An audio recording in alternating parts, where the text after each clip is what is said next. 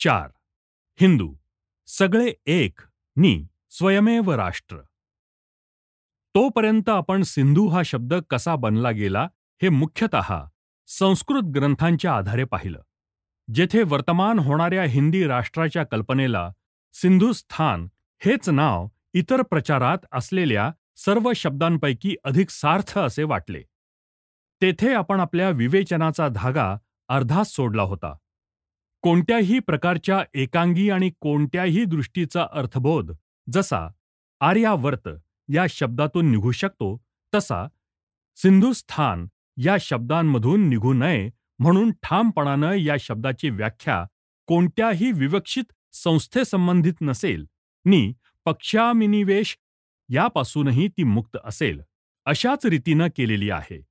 उदाहरणार्थ, आर्यावर्ताची एका ग्रंथातील व्याख्या अशी आहे: चातुर्वर्ण्यव्यवस्थानां यस्मिन्न देशे न विद्यते तं म्लेच्छ देशं जानीयादा आर्यावर्तस्ततः परम. ही व्याख्या जरी युक्त असली तरी चिरस्थायी नाही. कोणतीही संस्था ही समाजाकरिता असते. समाज किंवा त्यांचे ध्येय ही काही संस्थेकरिता नसतात.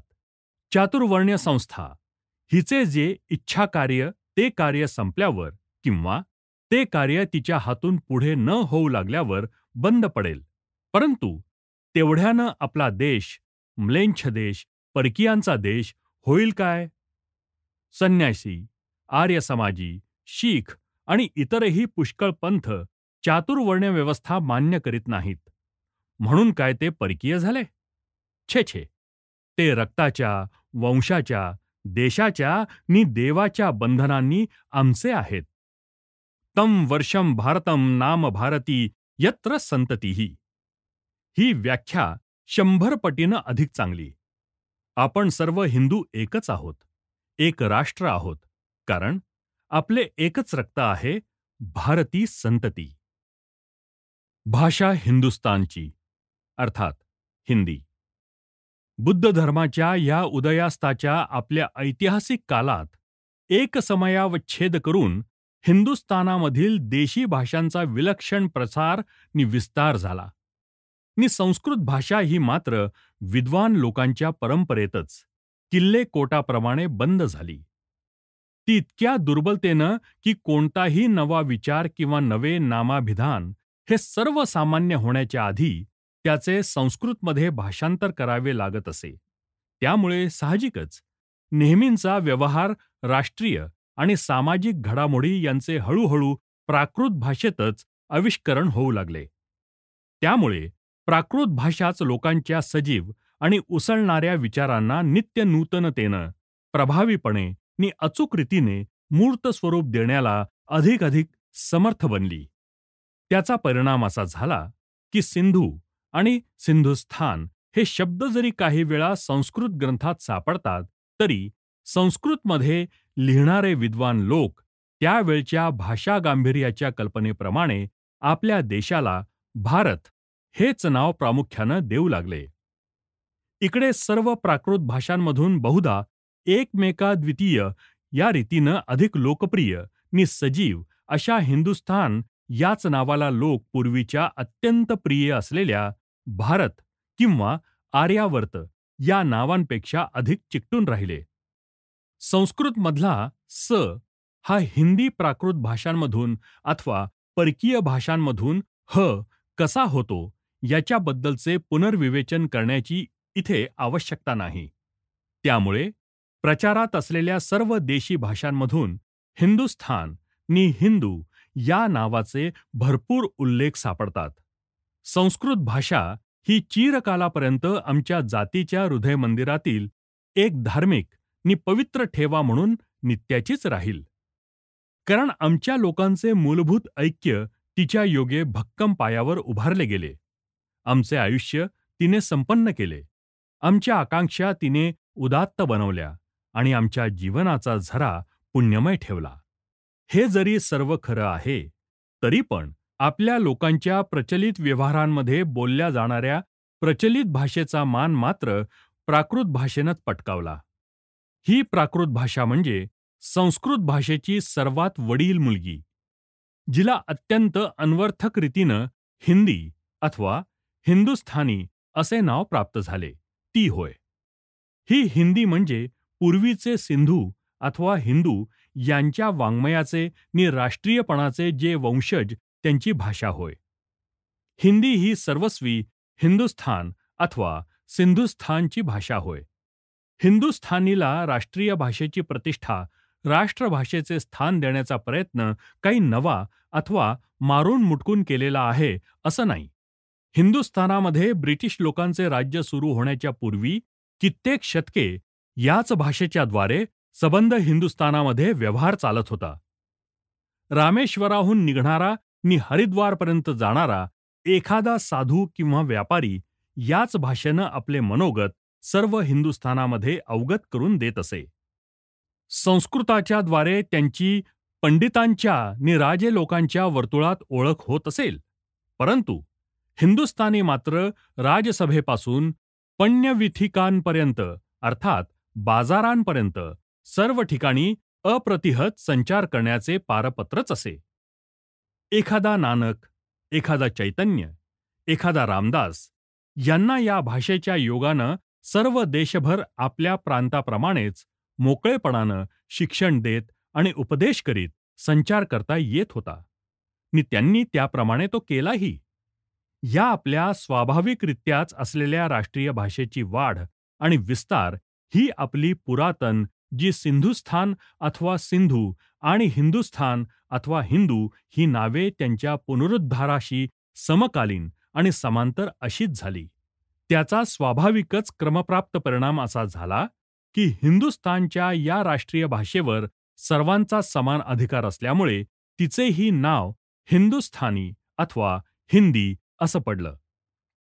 विदेशी आक्रमक, हूण आणि शक लोकांना आपल्या पराक्रमानं हुसकावून दिल्यावर सिंधुस्थानाला पुन्हा एकदा अनेक शतकेपर्यंत अविचलित स्वातंत्र्य प्राप्त झालं. त्या योगानं ही भूमी पुन्हा एकदा शांतता आणि समृद्धी यांचे निवासस्थान बनली. स्वातंत्र्याची सर्व सुखे राजापासून रंकापर्यंत सर्वांना मुक्तपणाने मिळू लागली. या स्वातंत्र्याच्या जवळजवळ 1 सहस्त्र वर्षांच्या चिरकालामध्ये जे वैभव नि जो गौरव एकसारखा होत होता त्याविषयी त्यावेळच्या देशभक्त लेखकांनी हर्षनिर्भरतेनं अनेक वर्णने केली आहेत. ग्रामे ग्रामे स्थितो देवाः, देशे देशे स्थितो मखाः, गेहे गेहे स्थितं द्रव्यं, धर्मश्चैव जने जने.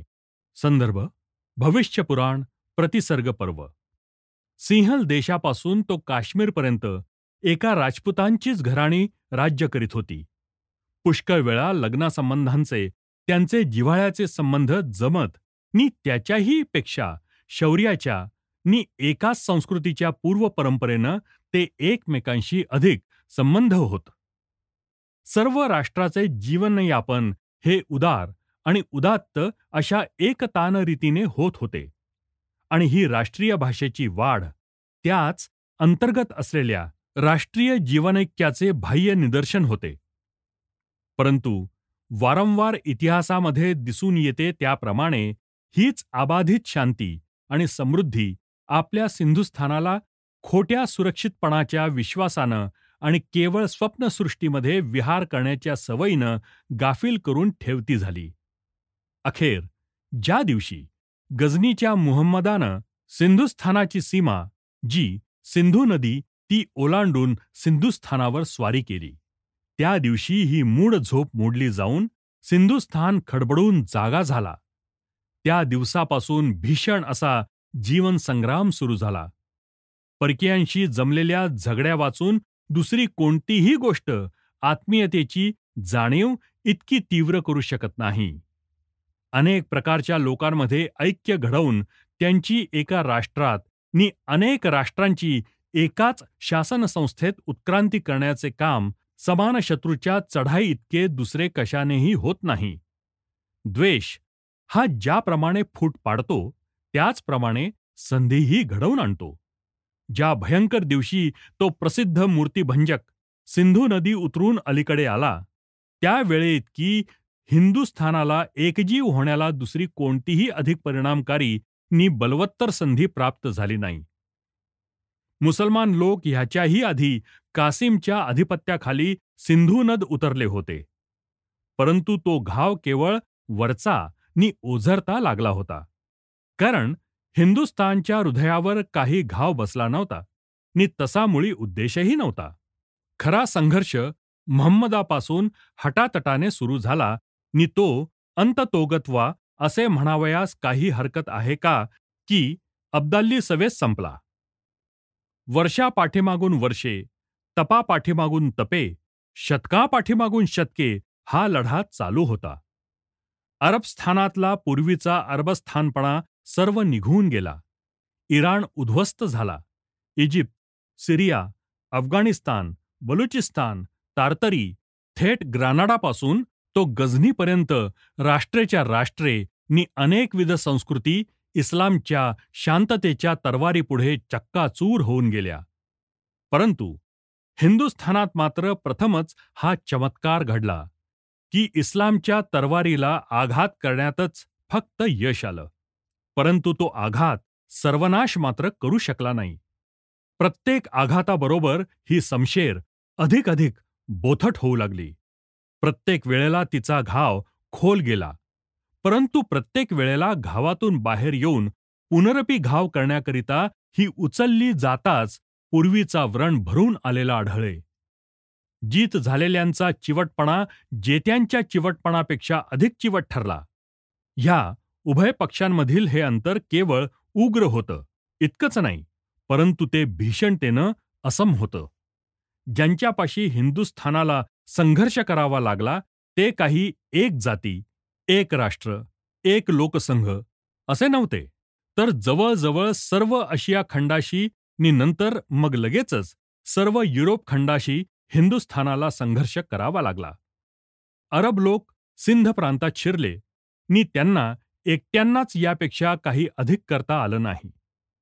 लवकरच त्यांना स्वतःचे स्वातंत्र्यही स्वतःच्या देशात सुरक्षित ठेवता आलं नाही. पुढे तर एक जाती या दृष्टीनं त्यांचे नावही ऐकू येईनासे झाले.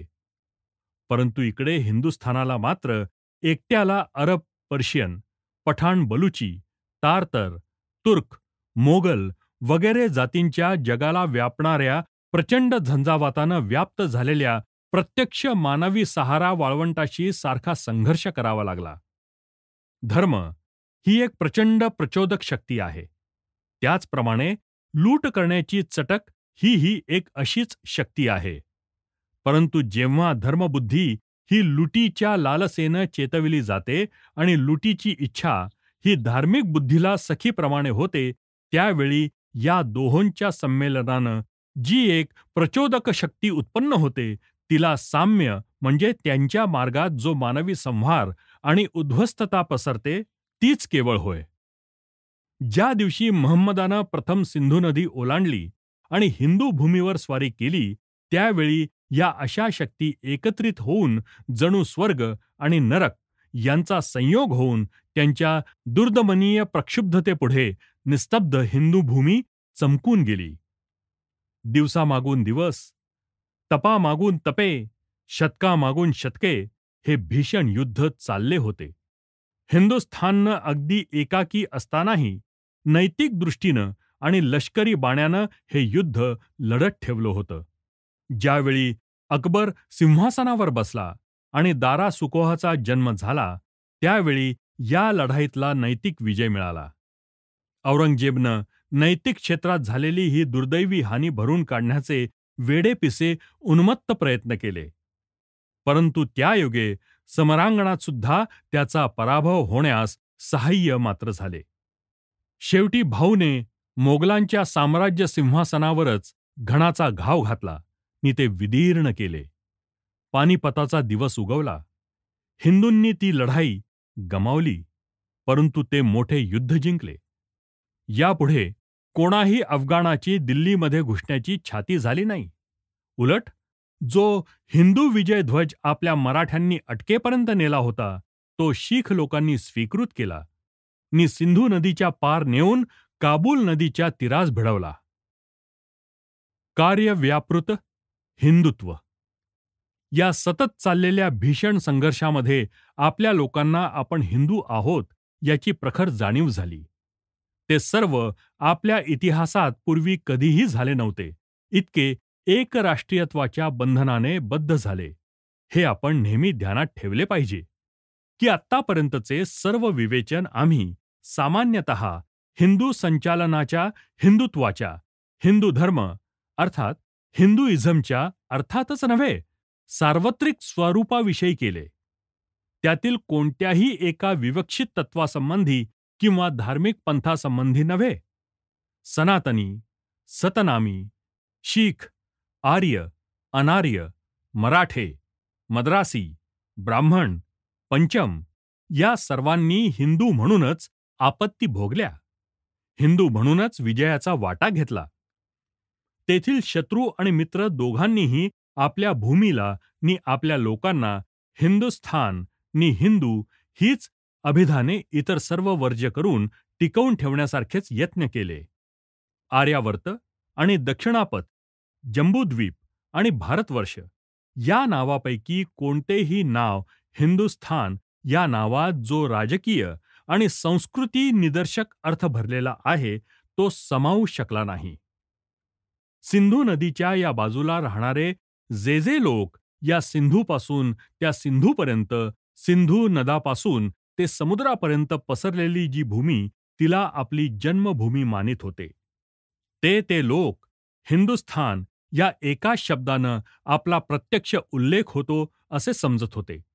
आमच्या शत्रूंनी आमचा हिंदू म्हणूनच द्वेष केला आणि त्यासर्षी निरनिराळे जनसमूह नि जाती, निरनिराळी मते आणि पंथ यांच्या विविधतेनं समृद्ध मानवसमूह जो अटकपासून कटकपर्यंत पसरला होता, अचानक जणू काय एकमेव व्यक्तिमत्व म्हणून साकारला.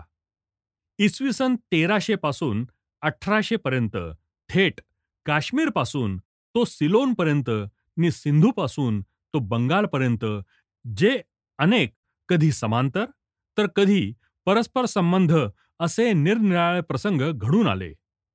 त्यांचे सविस्तर नि यथातथ्य विवेचन करून त्यातून या सर्व अनेक तत्वातही मूलभूत एकत्वाचा धागा कसा अनुस्यूत झाला होता या दृष्टीनं हिंदूंच्या चळवळींचा इतिहास आजपर्यंत कोणीही लिहिला नाही. असो, जाता जाता उल्लेख केल्या वाचून आम्हास राहवत नाही, कारण या सर्व चळवळींचा हेतू हिंदुस्थानची प्रतिष्ठा, कीर्ती, नावलौकिक आणि स्वातंत्र्य यांचे रक्षण करणे आणि हिंदुत्वाच्या केवळ हिंदुइझमच्या, हिंदू धर्माच्याच नव्हे, संस्कृतीचे ऐक्य आणि नागरी जीवन अखंड टिकवून ठेवणे हाच होता. हे रक्षण करण्याकरता रणांगणावर शेकडो लढाया लढाव्या लागल्या नि अनेकविध राजकारणाचे डावपेच राजपरिषदांच्या सदनातून तंत्रयुक्तींचा आश्रय करीत कुशल राजनीतिज्ञतेनं करावे लागले. हा एक हिंदुत्व शब्द आपल्या सबंध राजकारणाच्या शरीराचा जणू काय पाठीचा कणाच झाला होता. काश्मीरातील ब्राह्मणांचे दुःख पाहून मलबारामधल्या नायर लोकांचे हृदय दुःखित होई. आपल्या भटांनी हिंदूंच्या पराभवांची शोकगीते गायली. आपल्यातल्या द्रष्ट्यांनी हिंदूंच्या पराक्रमांना स्फूर्त केले. आपल्यातील योद्धे हिंदूंच्या लढाया लढले. आपल्यातील संतांनी हिंदूंच्या प्रयत्नांना आशीर्वाद दिले. आपल्यातील राजनीती मंत्रणा विशारदांनी हिंदूंचा भविष्यकाळ घडवला नि व्यवहार कुशल राजनीतिज्ञांनी आपल्या मतांनी हिंदूंच्या घावांवर अश्रू गाळले आणि त्याच्या विजयाचा हर्ष मानला. या सर्व गोष्टींना आपल्या पूर्वजांच्या ग्रंथातून आधार दाखवून त्या सिद्ध करावयास एक मोठा ग्रंथ लिहावा लागेल. परंतु तूर्त हातामध्ये ज्या विषयाचे निरूपण घेतले आहे त्यामध्ये हा प्रांत येत नसल्यानं हे काम जरी अत्यंत मोहक असलं तरी ते इथे करता येत नाही आणि म्हणून आपल्या हिंदू जातीच्या अत्यंत प्रमुख अशा अधिकारी पुरुषांच्या लेखणीतून वा वाणीतून अत्यंत स्फूर्तिदायक असे काही थोडकेच निवडक उतारे देण्यावर समाधान मानावे लागत आहे. हिंदी भाषेमध्ये आजपर्यंत जे ग्रंथ लिहिले गेले आहेत त्या जुन्या आणि नव्या ग्रंथांपैकी चंदबरदाई या प्रसिद्ध भाट कवीने केलेला पृथ्वीराज रासो हा ग्रंथ आत्तापर्यंतच्या संशोधनाप्रमाणे अत्यंत जुना आणि अधिकारयुक्त असा मानला गेला आहे. याच्या आधी झाली अशी फक्त एकच कविता प्रसिद्ध आहे. परंतु सुदैवाची आणि आश्चर्याची गोष्ट म्हणजे या आपल्या उत्तर हिंदुस्थानी भाषेमधील अगदी पहिल्या रचल्या गेलेल्या कवितेमध्ये हिंदुस्थान हा शब्द देशभक्तीच्या उर्मीनं आणि स्वाभिमानी वृत्तीनं उपयोगात आणलेला आहे. चंदबरदाईचा पिता जो वेन कवी तो पृथ्वीराजाच्या पित्याला अजमीरच्या राजाला उद्देशून पुढील प्रमाणे म्हणतो: अटल ठाट महिपाट, अटल तारा गडथ्यान, अटल नग्र अजमेर, अटल हिंद व आस्थानम, अटल तेज प्रताप, अटल लंकागड दंडीय, अटल आप चहुवान, अटल भूमि जस मंडीय, संभरी भूप सोमेश नृप, अटल छत्र ओपै सुसर, कविराव वेन आसीस दे, अटल जगा रजे सकर. चंदबरदाई हा हिंदी वाङ्मयातील आदिकवी होय. ज्यावेळी मुसलमान लोकांचा पाय पंजाबमध्ये सुद्धा रुजला नव्हता, तेव्हा अत्यंत मनधनवृत्तीच्या रजपूत लोकांना आपल्या शत्रूंनी शोधून काढलेले हीनपणाचे टोमणे नाव खाली मान घालून स्वीकृत करण्याचे नि तेच आपले राष्ट्रीय अभिमानाचे निदर्शक मानण्याचे काहीच कारण नव्हते. शहाबुद्दीनचा गर्व दलित करून ज्यावेळी त्याला हिंदूंनी कसे कैद केले नि पुन्हा मी हिंदू भूमीकडे डोळा वर करून बघणार नाही अशी शरणचिठ्ठी त्यानं दिल्यावर उदार हृदयी पृथ्वीराजानं त्याला मुक्त करून कसे परत जाऊ दिले याचे वर्णन करताना चंदभाट म्हणतो: राखी पंचदीन साही अदौ आदर बहु किन्नौ, सुज हुसैन गाजी सुपूत हत्थई ग्रही दिन्नौ, कीय सलाम तीन बार जाहू अपन्ने सुथानह, मती हिंदू परसाही सज्जी आओ स्वरस्थानह. परंतु शहाबुद्दीन हा काही हिंदूंचे हे औदार्य स्मरणारा इसम नव्हता. पुन्हा पुन्हा त्याने मागचे उपकार विसरून जाऊन एखाद्या सर्पासारखा आपला फणा उभारावा नि पुन्हा पुन्हा भयंकर समरकंदन सुरू व्हावे नि त्यामुळे त्या स्वर्गीय विघ्न संतोषाच्या नारदाच्या आनंदास पारावार उरू नये. जब हिंदू दल जोर हुआ छुट्टी मिरघर भ्रम, असमय अरबस्तान चला करने उब्द साक्रम, जुरे हिंदू मीर बहे खग तारां, मुखे मार मार बहे सूरसार, हिंदू म्लेंछ अधाई घाईन, नंची नारद युद्ध चायन. परंतु हिंदूंचा समूळ उच्छेद करण्याचे शहाबुद्दीनने जरी भगीरथ प्रयत्न केले तरी शहाबुद्दीनचा अंती पराजय झाला नि शहाबुद्दीनाला पज्जूनरायानं पुनरपी कैद केलं. ही विजयानंदाची वार्ता ऐकून दिल्ली नगर आनंदानं बेशुद्ध होऊन गेलं.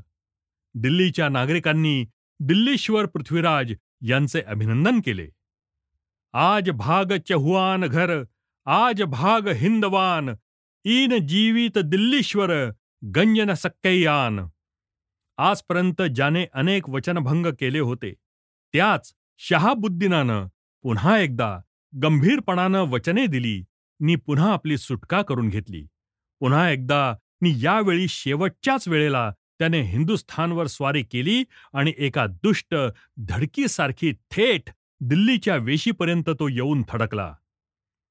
हिंदपती पृथ्वीराजानं घाईघाईनं आपले लढाईचे सल्लागार मंडळ बोलावले. शहाबुद्दीनानं उन्मत्तपणानं लढाईचे आव्हान केले. ते ऐकून सर्व रावळ नि सामंत हे क्रुद्ध होऊन गेले. त्यावेळी चामुंडराय यानं मुसलमान दूताला निरोप सांगितला की तुझ्या शहाला त्याने मागे येथील जी पदधूल चाटली होती तिची आठवण दे नि सांग की निर्लज्ज म्लेंछ लजई नहीं हम हिंदू लजवान. शेवटचा तो घोर दिवस जवळ येऊन ठेपला नि दोन्हीही पक्षांना हे कळून चुकलं की आताचा प्रसंग निकराचा आहे. चंदबरदाईनं ज्यावेळी हम्मीरने विश्वासघात केला त्याच दिवशी कुलस्वामिनी दुर्गादेवीला खालील प्रमाणे अत्यंत सद्गदित अंतःकरणानं नी देशभक्तीच्या उर्मीनं करुण प्रार्थना केली. दुर्गे हिंदू राजन बंदीन आयम, जपय जाप जालधर तू सहाय्य. नमस्ते नमस्ते ई जालंधरानी, सुरम आसुरम नाग पूजा प्रमाणी. या महासमराचे भयंकर वृत्त निवेदन करून अखेर पृथ्वीराजानं कशा चातुर्यांच्या कटानं शहाबुद्दीनला ठार केलं याचे रसभरीत वर्णन देऊन स्वातंत्र्य रक्षणार्थ पतन पावलेल्या हिंदूंच्या या सम्राटाला शेवटचे खालील करुणामय वंदन करून कवीनं आपले काव्य पूर्ण केले आहे. धनी हिंदू पृथ्वीराज जीने रजवट्ट उजारिय, धनी हिंदू पृथ्वीराज बोल कलिमज्ज उगारिय. धनी हिंदू पृथ्वीराज जेन सुविहानः संध्यो, बार बारह ग्रहिमुक्की अंतकाल सरबंध्यो. रासो या सर्व ग्रंथामध्ये हे एक ध्यानात ठेवण्यासारखे आहे की जरी भारत या शब्दाचा उपयोग महाभारत या अर्थी केला असला तरी भारतवर्ष या अर्थी क्वचितच केला आहे. जी ही गोष्ट आपल्या उत्तर हिंदुस्थानातील प्राचीनतम देशी बोलीभाषेतील हिंदी ग्रंथात सापडते, तीच गोष्ट अगदी थेट हिंदू लोकांच्या पुनरुज्जीवनापर्यंतच्या मोठ्या त्रासदायक कठीण कालखंडात नि हिंदूंच्या मुक्ततेच्या समरयुद्धाच्या कालावधीपर्यंत झालेल्या देशी भाषांच्या अर्थात बोलीभाषांच्या विकासाच्या विषयात सुद्धा दिसून येते. उपदेशक नि तत्ववेत्ते त्या पुनरुज्जीवनाच्या चळवळीचे अर्ध्वयू रामदास यांनी आपल्या एका भविष्यदर्शी नि गूढ काव्यवचनामध्ये त्यांना पडलेल्या एका स्वप्नासंबंधी उल्लेख केला आहे. नि विजयभराने परंतु कृतज्ञता बुद्धीनं हे पडलेले स्वप्न बहुतांशी प्रचितीला आल्याचे नमूद करून ठेवले आहे. स्वप्नी जे देखिले रात्री, ते तैसेची होतसे, हिंडता फिरता गेलो आनंदवन भुवनी. बुडाले सर्व ही पापी, हिंदुस्थान बळावले, अभक्तांचा क्षयो झाला आनंदवन भुवनी. कल्पांत मांडिला मोठा, म्लेंछ दैत्य बुडावया, कैपक्ष घेतला देवी आनंदवन भुवनी. येथून वाढला धर्म, राजधर्मास समागमे, संतोष मांडिला मोठा आनंदवन भुवनी.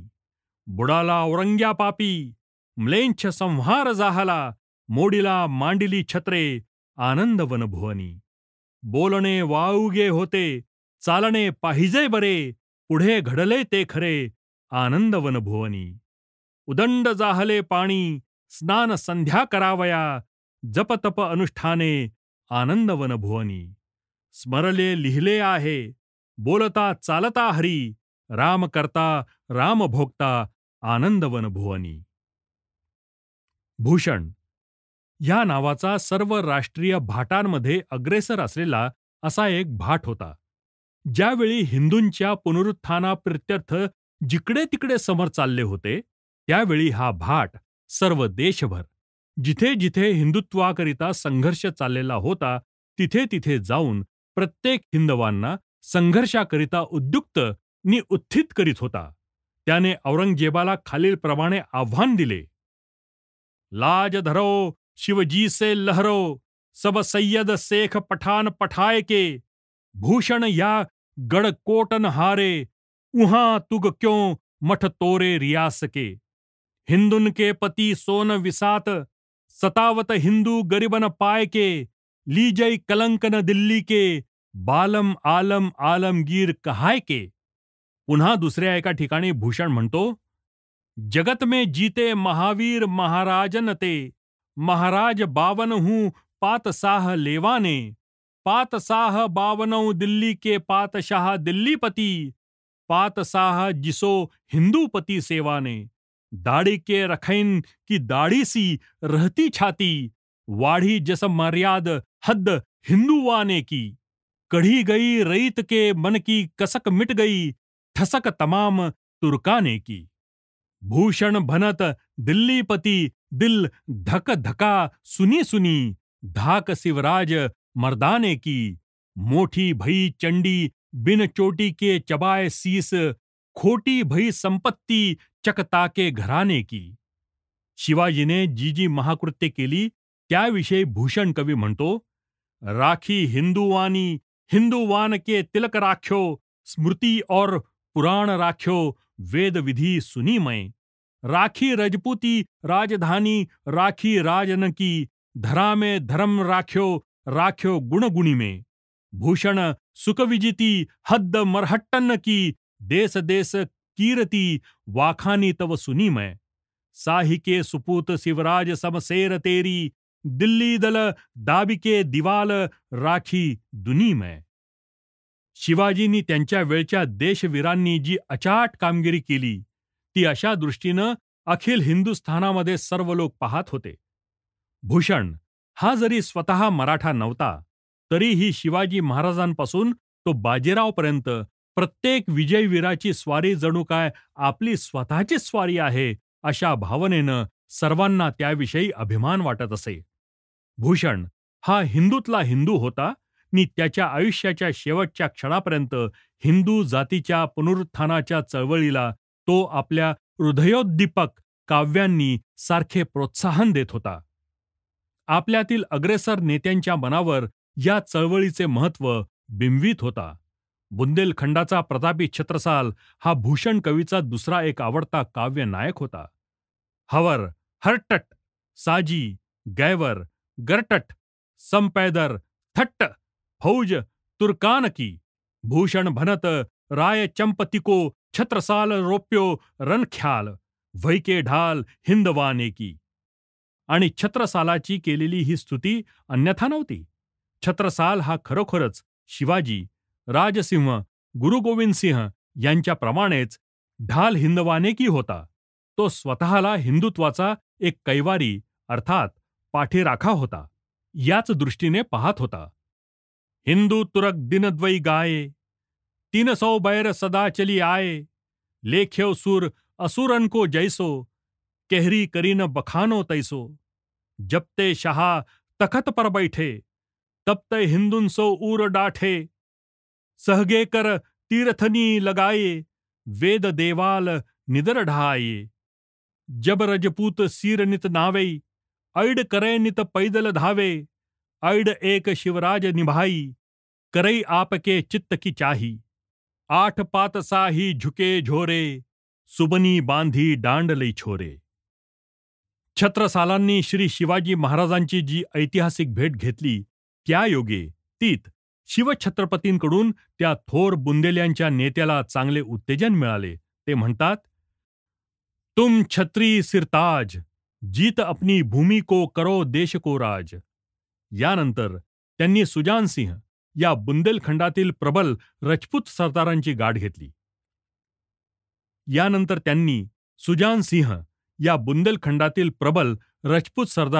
घेतली. त्यांच्या संभाषणामध्ये सुजान सिंह यांनी त्यावेळच्या राजकीय परिस्थितीचे मोठे हृदयवेधक वर्णन केले आहे. पातसाह लागे करन, हिंदू धर्म कौनासू, सुधी करी चंपतराय की, लई बुंदेला सासू. जबतई चंपती करयू पायानो, तबतई परयो हीन हिंदवानो. लाग्यो होग तुर्कज को जोरा, को राखे हिंदुकनो तोरा. अब जो तुम कटी कसौ कृपानी, तो फिर चढे हिंदू मुखपानी. याप्रमाणे वर्णन करून त्या वृद्ध राजा सुजान सिंहानं आपली तलवार नि आपले हृदय छत्रसालाला अर्पण केले आणि त्याला नि त्याच्या महत्कार्याला अंतःकरणपूर्वक आशीर्वाद दिले. यह कही प्रीती हिये उमगाई, दिये पान किरवान बधाई. दो हाथ माथ पर राखे, पूर्ण करो काज अभिलाखे. हिंदू धर्म जग जाई चलावो, दौरी दिली दल हलनी हलावो. शीख लोकांचे महान गुरु तेग बहादूर यांनी पंजाबमध्ये केवळ या हिंदू मोचनाच्या आंदोलनाला उत्तेजित केले. एवढंच नव्हे, तर त्याकरता आपले प्राणही अर्पण केले.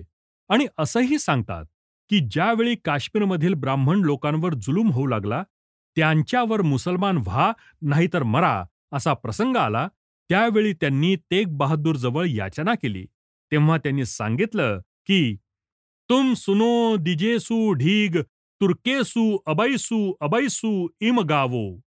एक पीर हमारा हिंदू भारा भाईचारा लख पावो, है तेग बहादुर जगत उजागर ता आगर तुर्क करो, 30 पाछे तबही हम फिर सबही बन है तुर्क भरो. आणि ज्यावेळी त्याला आपल्या जातीच्या आणि धर्माच्या शत्रूंनी आव्हान दिले, त्यावेळी त्याने धीटपणाने सांगितले की, तीन ते सुन श्री तेग बहादुर, धर्म निवाहन विषय बहादुर, उत्तर भनयो धर्म हम हिंदू, अति प्रिय को किम करे निकंदू. यांचा त्रिभुवन विख्यात पुत्र गुरु गोविंद सिंह हा एक समयाविच्छेदन करून कवी तत्ववेत्ता नि आपल्या हिंदू जातीचा एवं हिंदू संस्कृतीचा संरक्षक योद्धा होता. एकाच अंतस्फूर्तीच्या क्षणात तो गरजून उठला. सकल जगत में खालसा पंथ गाजे, जगे धर्म हिंदू सकल भंड भाजे. शिवछत्रपतींचे चरित्र या जुन्या पुस्तकात शिवचरित्रकार म्हणतात, शिवाजीच्या मनात आले, जे आपण हिंदू सर्व दक्षिण देश यवनांनी पादाक्रांत केला, क्षेत्रास पीडा केली, हिंदू धर्म बुडवला, प्राणही देऊन धर्म रक्षू, आपले पराक्रमे नवीन दौलत संपादू, ते अन्न भक्षू. परंतु धोरणी आणि विश्वासपात्र दादाजींनी त्यास समादेश अर्थात उपदेश दिला. आपण म्हणता ते कार्य चांगलं खरं, पण याचा शेवट लागणं परम दुष्कर. यास मातबर स्थले असावी, हिंदू राजे नि हिंदू फौजा जागजागी सहाय्यकर्त्या असाव्या. ईश्वराचे अनुकूल्य निसिद्ध पुरुषांचा आशीर्वाद असता अशा गोष्टी घडतील. आणि तरीही दादाजींनी या सर्व आंदोलनाची सूत्रचालना केली. इसवी सन 1646 आपल्या एका तरुण सहकारी देशभक्ताला तरुण शिवाजी लिहितात, शहास तुम्ही आपली बेमानगिरी करीत नाही. आदि कुलदेव स्वयंभू त्यांनी आम्हास यश दिले नि पुढे तो मनोरथ हिंदवी स्वराज्य करून पुरवणार आहे. हे राज्य व्हावे हे श्रींचे मनात फार आहे. श्री राजवाडे यांच्याजवळ या पत्राची मूळ प्रत आहे नि त्यावरून जणू काय 17व्या आणि 18व्या शतकातील हिंदूंच्या पुनरुज्जीवनाच्या आंदोलनाचे सर्व सारच कळून येते. हे आंदोलन काही उपाध्यायांनी केलेले नव्हते. हे आंदोलन हिंदवी स्वराज्य, हिंदूंचे साम्राज्य यांचे होते. याच ध्येयानं शिवाजी ज्यावेळी केवळ बालवयाचे होते त्यावेळीच त्यांच्या कल्पनेला चेतविले नि त्यांच्या हातून महत्कृत्य करविली. प्रत्यक्ष शिवाजी महाराजांच्या तोंडूनच हे आपणास कळते. परंतु जेव्हा एक रजपूत सरदार जयसिंगच शिवाजी महाराजांना जिंकण्याचा विडा उचलून आला, त्यावेळी साहजिकच शिवाजी महाराजांची प्रतिरोधक शक्ती परांगमुख बनली. पूर्वीची हिंदुत्वाची संरक्षक ढाल असलेले रजपूतच ज्या वेळेला त्यांच्या सधर्मीय बंधूंचे रक्त आपल्या रक्तासवे सांडण्यास सिद्ध झाले, तेव्हा नि हे सर्व कशाकरिता? तर मुसलमानांनी सुखाने राज्य करावे हा देखावा नितांत निरुत्साह करणारा होता. शिवाजी जयसिंगाला म्हणतात, तुम्हास जे किल्ले पाहिजेत ते मी देतो, ध्वज चढवतो, पण मुसलमानास यश न देणे. मी हिंदू, आपण राजपूत, तेव्हा हिंदूच, राज्य मूळचे हिंदूंचे. हिंदू धर्मरक्षकापुढे मी डोके शतदा नमवीन, पण हिंदू धर्माची मानहानी होईल असे कधीही घडणार नाही. जयसिंगांचे हृदय शिवाजी महाराजांचे हे शब्द ऐकून निसंशय हलले नि त्यांनी उत्तर दिले, औरंगजेब बादशाह पृथ्वीपती, त्याशी तुम्ही सख्य करावे. शत्रुत्वाने राहून या काली परिणाम लागणार नाही. आम्ही हिंदू जयपूरचे राजे, तुम्ही हिंदूच. तुम्ही हिंदू धर्म स्थापन करता, यास्तव आम्ही तुम्हास अनुकूल आहोत. शिवाजी महाराजांच्या अधिपत्याखाली हिंदू सत्तेचा उदय झाला. हे पाहून सर्व हिंदुस्थानातील प्रत्येक हिंदू हृदयास जणू काय विजेचे धक्के बसले. शतकोशतकींच्या जुलमानं त्रस्त झालेल्यांना ते प्रत्यक्ष अवतारच उद्धारकच वाटले. सावनूर जिल्ह्यातील मुसलमानांच्या जोखडाखाली वाकून गेलेले लोक शिवाजी महाराजांची खालीलप्रमाणे करुणा भागतात. हा युसूफ फार खस्त आहे. बायका पोरास उपद्रव देणे, जुलूम गोवधादी निंद्य कर्मे करतो. आम्ही त्याचे हाताखाली वागण्यास कंटाळलो. तुम्ही हिंदू धर्माचे संस्थापक, म्लेच्छांचे नाशक, म्हणून तुम्हाकडे आलो. तुम्हाकडे आम्ही आलो म्हणून आमचे द्वारा चौकी बसली आहे. अन्न पाण्या वाचून जीव घेण्यास उद्युक्त झाले आहेत, तरी रात्रीचा दिवस करून येणे. आपला भाऊ व्यंकोजी ह्याला तंजावरची जहागिरी परत देताना श्री शिवाजींनी जी अट घातली ती अशी होती की मुसलमानी सत्तेचे स्वामित्व त्यांनी मानू नये. शिवाजी महाराजांनी त्याला लिहिलेले दृष्ट हिंदू विद्वेषी यास आपले राज्यात ठेवू नये. स्वातंत्र्याच्या युद्धामध्ये संताजी घोरपडे नि त्यांचे बंधू यांनी जी राष्ट्रीय कामगिरी केली त्याच्या संबंधात त्यांचा गौरव करण्याकरिता राजाराम महाराजांनी बहिर्जी यांना अत्यंत उच्च दर्जाची नि अभिमानास्पद असलेली हिंदूराव अशी पदवी समर्पण केली. जेव्हा जिंजीच्या वेढ्यामध्ये मराठे सैन्य रेटले जाऊ लागले, त्यावेळी त्या वेढ्यातून निसटून जाण्याकरिता मोगल सेनापतीच्या अधिपत्याखाली असलेल्या मराठे सैनिकांची मने वळवण्याचा एक प्रयत्न करण्यात आला. नागोजी राजे यांचकडे संधान केले.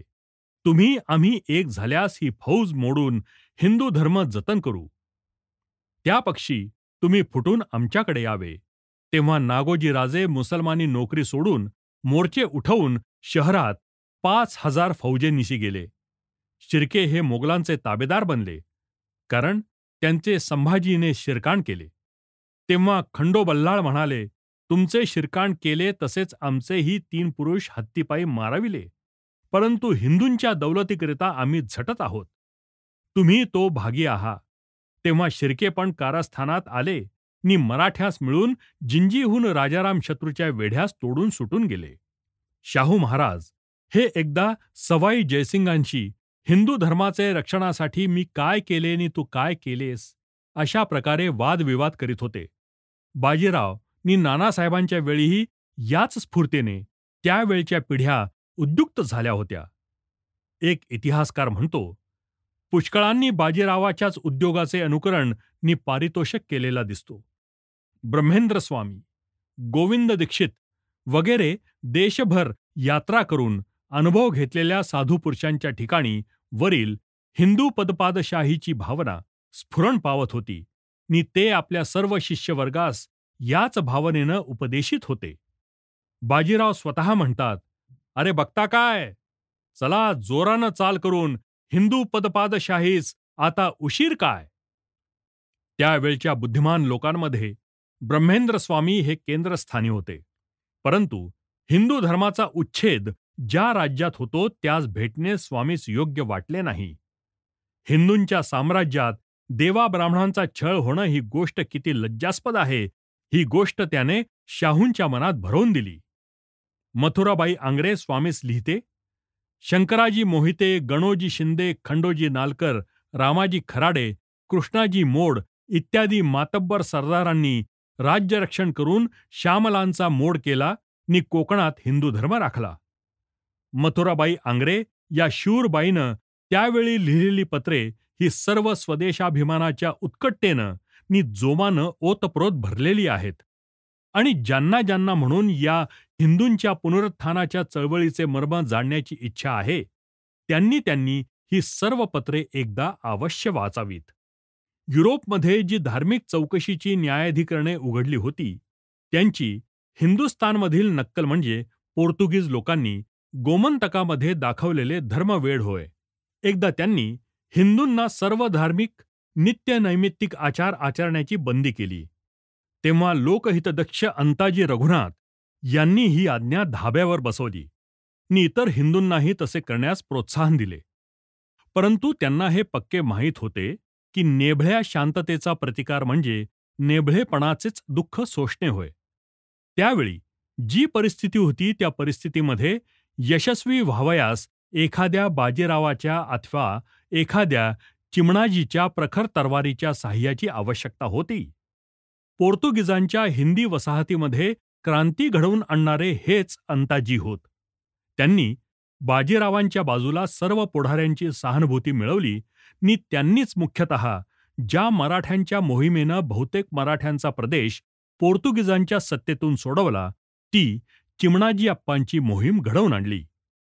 परंतु याच अवकाशात नि वसई पडण्याच्या पूर्वी नादिरशहानं हिंदुस्थानावर स्वारी केली. नि दिल्ली त्याच्या हातात पडली. मराठ्यांचे दूत बाजीरावास लिहितात, तहमास पकुला खान काही देव नाही, जो पृथ्वी कापून काढील, जबरदस्ताशी सुलूक करील, म्हणून मातबर फौजेनिशी यावे. आधी जबरदस्ती नि मग मुलूक. आता सारे रजपूत नि स्वामी अर्थात बाजीराव एक जागा झालिया निकाल पडेल. समजतास अर्थात हिंदूंस बुंदेले वगैरे एक जागा करून मोठा भाव दाखवला पाहिजे. नादिरशाह माघारा जात नाही, हिंदू राज्यावरी निघेल.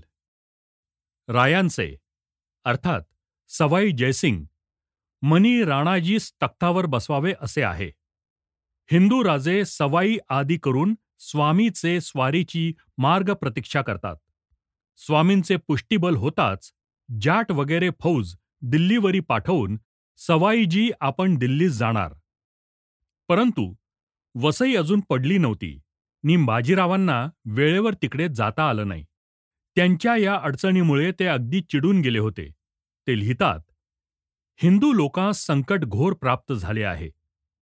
अद्याप वसई आली नाही. ऐशास तमाम मराठी फौजा एक होऊन चमेली पार व्हावे. त्यास म्हणजेच नादिरास अलीकडे येऊ देऊ नये असा विचार आहे. परंतु त्यांचे दुर्दांत धैर्य या सर्व अडचणींना पायाखाली तुडवून अंती अढळ राहिले.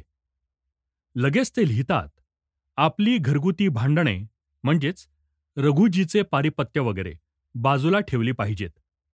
आता सर्व हिंदुस्थानास एक शत्रू उत्पन्न झाला आहे. मी तर सर्व नमर्दा उतरून सर्व मराठी सैन्य चंबळेपर्यंत पसरून देणार. मग पाहू द्या नादिरशाह कसा खाली येतो तो.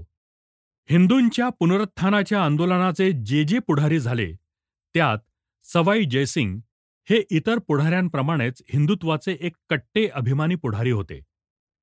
शिवाजी महाराजांच्या सर्व अनुयायांच्या अनेक पिढ्यांचे जे मुख्य ध्येय हिंदू पदपादशाही ती सर्व हिंदुस्थानभर करण्याच्या कार्याला बाजीरावांची माळव्यावरची स्वारी ही एक पुढची पायरी होती.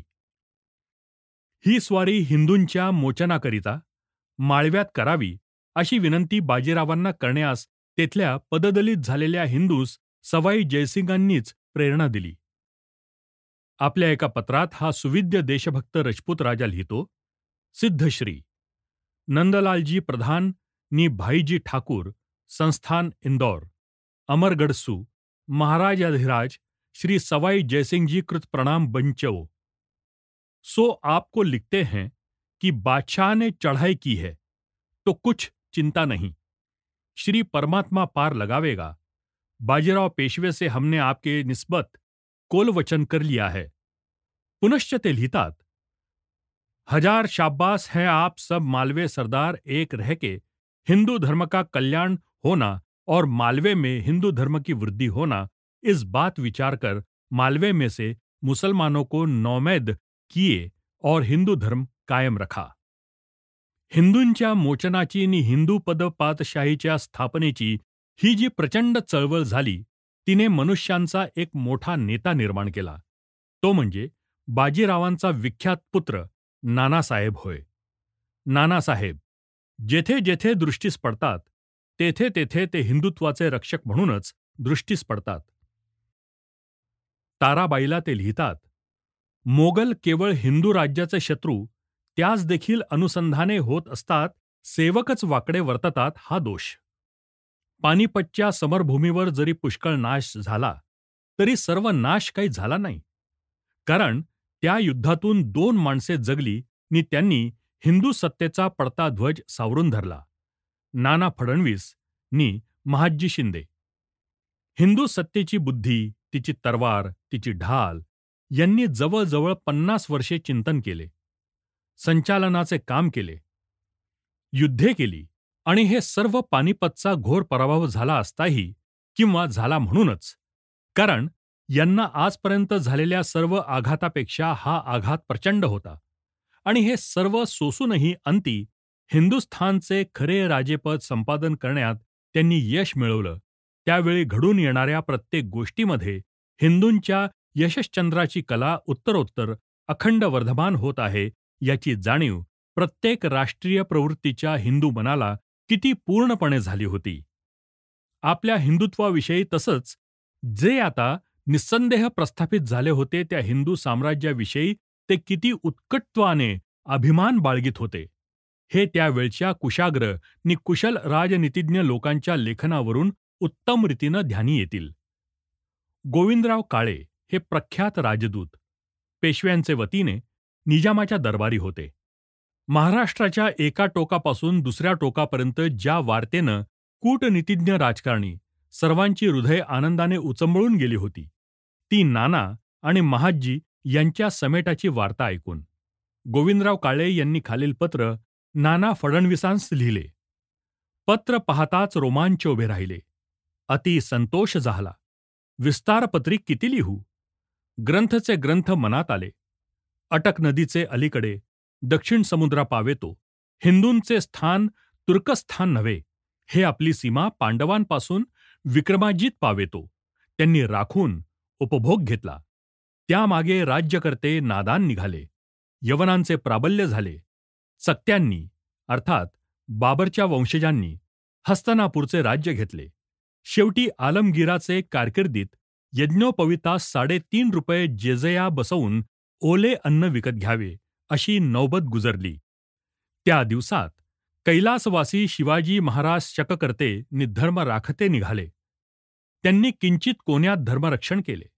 पुढे कैलासवासी नानासाहेब नि भाऊसाहेब प्रचंड प्रतापसूर्य असे झाले की असे कधीच झाले नाहीत. हल्ली श्रीमंतांचे पुण्य प्रतापे करून नि राजेश्री पाटील बुवांच्या बुद्धीने तरवारीच्या पराक्रमे करून सर्व घरास आले. परंतु झाले कसे? प्राप्त झाले. तेणे करून सुलभता वाटली. अगर मुसलमान कोणी असते तरी मोठमोठे तवारीखनामे झाले असते.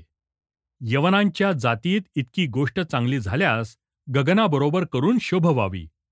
आमचे हिंदूत गगना इतकी झाली असता उच्चार न करावा हे चाल आहे. अलभ्य गोष्टी घडल्या. यवनांच्या मनात की काफरशाही झाली असे बोलतात. लेकिन ज्यांनी ज्यांनी हिंदुस्थानात शिरे उचलली त्यांची पाटील बाबांनी फोडली. न लाभल्या त्या गोष्टी लाभल्या. त्यांचा बंदोबस्त शककर्त्याप्रमाणे होऊन उपभोग घ्यावे पुढेच आहे. कोठे पुण्याईत उणे पडेल आणि काय दृष्ट लागेल न कळे. झाल्या गोष्टी यात केवळ मुलुख राज्यप्राप्ती इतकेच नाही तरी वेदशास्त्र रक्षण, गोब्राह्मण प्रतिपालन, सार्वभौमत्व हाती लागणे, कीर्ती यश यांचे नगारे वाजणे इतक्या गोष्टी आहेत.